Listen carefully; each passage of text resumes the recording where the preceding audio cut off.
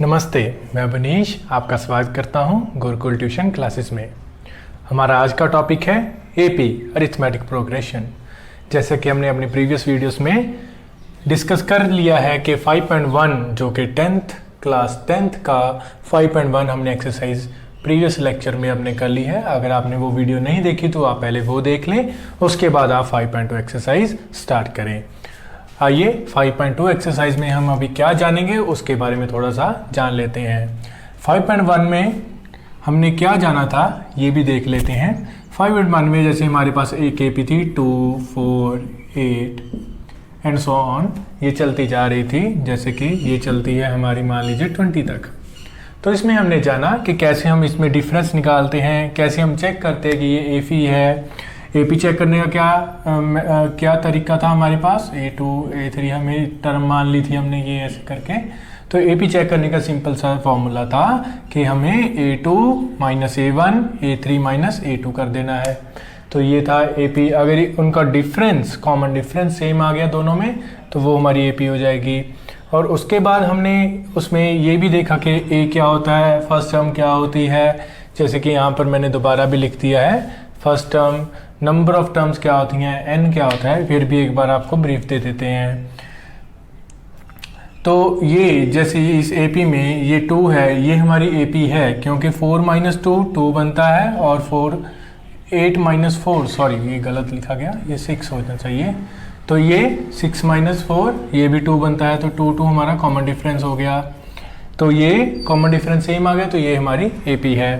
तो सेकंड हम चेक करते हैं कि इसमें ए क्या है। तो इसमें ए है 2 जो फर्स्ट टर्म है। तो डी क्या है, कॉमन डिफरेंस जैसे कि हमने निकाला 2, ये भी 4 माइनस 6 माइनस 4 सेम आ गया था। तो इसमें ए एन क्या है, ए एन होती है हमारी लास्ट टर्म या nth टर्म। हमें तो यहाँ पर नंबर पता है लेकिन हमें यहाँ पर इस नंबर का नहीं पता। अगर हम देखें 2 के टेबल में 10 कब आता है तो हमें पता लग जाएगा कि 10th नंबर पे ये आता है। तो हमारे पास n भी आ जाएगा 10। तो इस तरीके से ये सभी हमारे पास आ जाते थे। तो अभी इस एक्सरसाइज में हम क्या देखने वाले हैं, इस एक्सरसाइज में हम करेंगे इसे फॉर्मूला से। हमारे पास जो फॉर्मूला है ए एन का वो है कुछ इस तरह से, जो कि मैंने ऊपर लिख भी दिया है, मैं आपको एक बार बता भी देता हूँ। a plus N minus 1 d. इस फॉर्मूले की क्या आवश्यकता थी, ज़रूरत ही क्या थी अगर हमारे पास सीधे सीधे ये क्वेश्चन निकल जाते थे। इस फॉर्मूले से मान लीजिए आपके पास टर्म्स आ गई 200, 300, 400, एन बहुत ज़्यादा बड़ा होने लग गया तो उस टाइम पे उसे प्लस करना, इतना ज़्यादा प्लस करना मुमकिन नहीं होता। तो उस टाइम पे हम इस फॉर्मूले का यूज़ करते हैं। इस फॉर्मूले में हमने आपको बताया कि ए एन क्या होता है जैसे कि आपको एपी में दिया हुआ है, लेकिन इस एक्सरसाइज में थोड़ा हम डिफरेंट भी कर सकते हैं।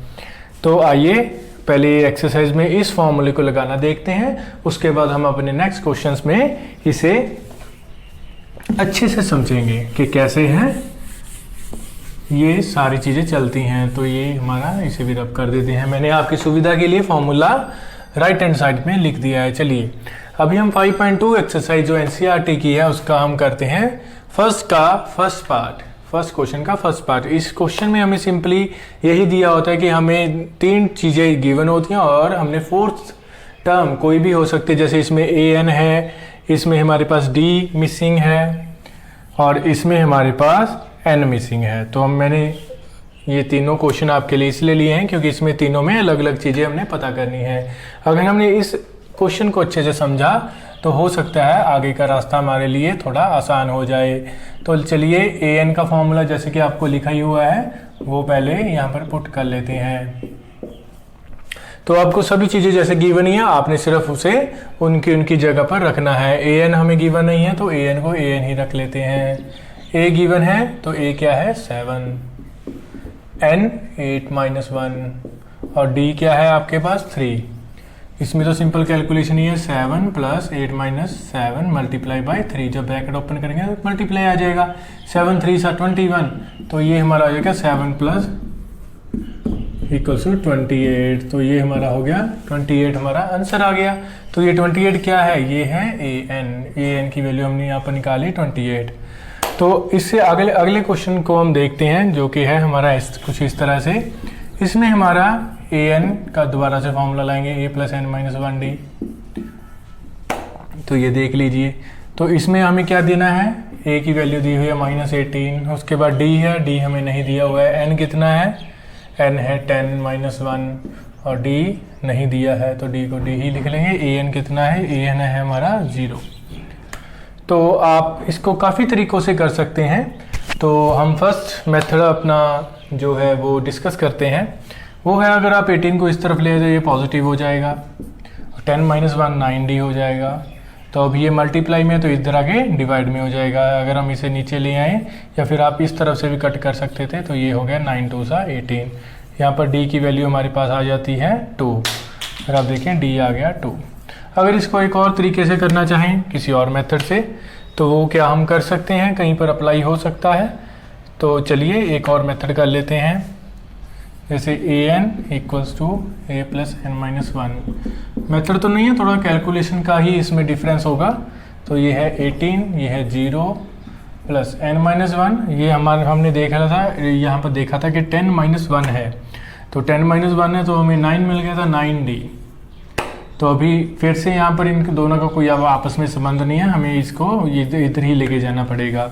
तो ये भी ऐसे ही था, बस यहाँ पर क्या था, हम पहले नहीं लेके आए तो हम बाद में लेके आ रहे हैं 9D और इसे इधर कैंसिल कर देंगे, 2 आ गया, D की वैल्यू भी 2 आ गई। तो इस तरह से ये हमारा सेकंड क्वेश्चन हो गया। अभी हम देखते हैं अपना थर्ड क्वेश्चन। इसमें ये हमारा थर्ड क्वेश्चन है, जो ये है हमारा थर्ड क्वेश्चन। थर्ड क्वेश्चन में भी हमें यही दिया हुआ है, A N equals to A plus N minus 1D। ये हमने फॉर्मूला लिखा अपना। ये फॉर्मूले को अच्छे से आप रिपीट करके अच्छे से याद कर लेंगे ताकि आपको एग्जाम में आपकी कोई भी प्रॉब्लम ना हो। यहाँ पर ए की वैल्यू है -18.9 प्लस एन माइनस 1। एन कितना है, एन तो हमें गिवन ही नहीं है तो एन को हम एन ही रखते हैं। डी है हमारे पास 2.5, तो हमारे पास ए एन भी होना चाहिए 3.6। अगर आप ध्यान से देखेंगे तो इसमें हमारे पास 1 2 3 4 4 चीज़ें होती है जिसमें से हमें 3 गिवन होनी चाहिए। अगर हमारे पास 3 चीज़ें नहीं गिवन है तो हमारा क्वेश्चन सॉल्व करना मुश्किल होगा। अगर हमारे पास 3 चीज़ें गिवन जैसे कि 1 2 3 ये तीनों हमारे पास गिवन थी तो हमारा क्वेश्चन आसानी से सॉल्व हो जाएगा। तो यही हम अपनी छोटी क्लासों से या फिर 6 7 से यही सीखते आए हैं कि हमें अगर कुछ दूसरी चीज़ पता करनी हो तो हमें बाकी चीज़ें दी भी होनी चाहिए। तो हम इसे माइनस को इधर प्लस ले आए, ये प्लस है आपका, और इसे एज इट इज रहने दें n-1। इसको 2 तरीके हैं यहाँ भी कैलकुलेशन के, इवन के फॉर्मूला तो वही है।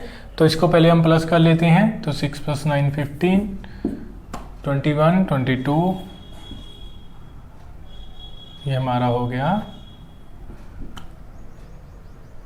18.9। हाँ ठीक है, तो ये हो गया हमारा 15 5 1, 18 + 21 22 हो गया, 22.5 हो गया। तो ये इतना आ गया। तो अगर हम इसे n-1 तो ये हो गया हमारा 2.5। तो यहाँ पर हम देखें तो अच्छे से कैलकुलेशन करें तो ये 10 से हमारा 10 कट हो गया, इसका पॉइंट और इसका पॉइंट हमने रब रेस कर दिया।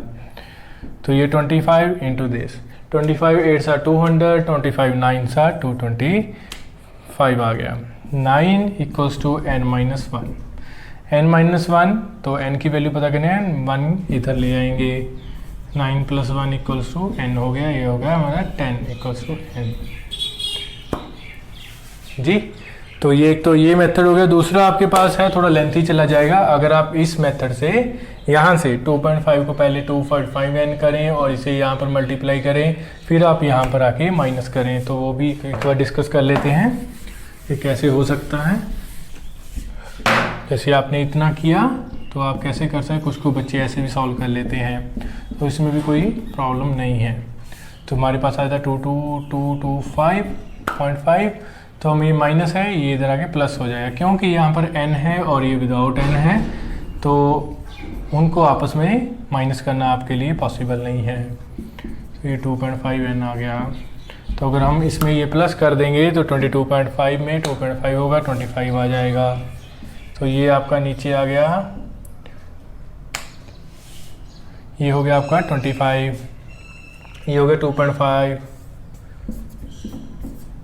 ये 10 ऊपर लेंगे इसका और n आ जाएगा आपके पास 25 कट n आ जाएगा 10, n आ गया आपके पास 10। तो इस तरीके से भी आप कर सकते हैं। और हम आप अपने आगे के जो क्वेश्चंस हैं वो अपने नेक्स्ट वीडियो में डिस्कस करेंगे। Till then stay tuned, stay blessed.